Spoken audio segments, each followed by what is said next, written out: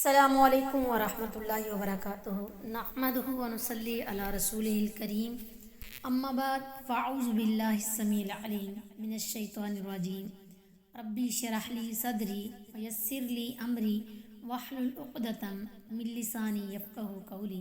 آج کے سبق کا آغاز ہم سورۃ البقرہ کی آیت نمبر 27 سے کرتے ہیں۔ اعوذ باللہ من الشیطان الرجیم، بسم اللہ الرحمن الرحیم۔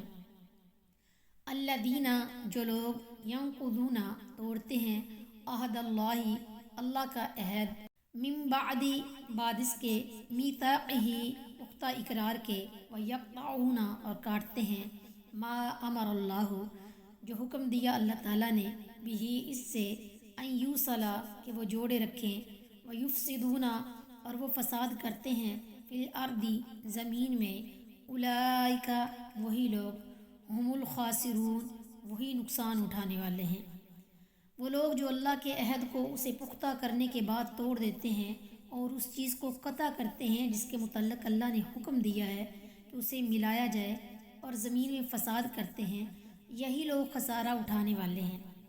اللہ کی کتاب سے ہدایت پانے کے بجائے گمراہ ہونے والے فاسقوں کی 3 صفات ذکر کی گئی ہیں۔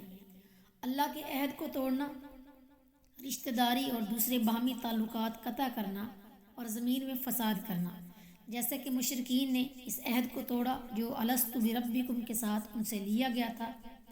یہود و نصارہ نے وہ عہد توڑا جو ان سے نبی صلی اللہ علیہ وسلم پر ایمان لانے کے لیے لیا گیا تھا، اور کفار قریش نے رسول اللہ صلی اللہ علیہ وسلم اور مسلمانوں سے رشتہ داری کو قطع کیا، اور منافقین نے زمین میں فساد پھیلایا، اور یہ تینوں صفات کفار کے تمام گروہوں میں پائی جاتی ہیں۔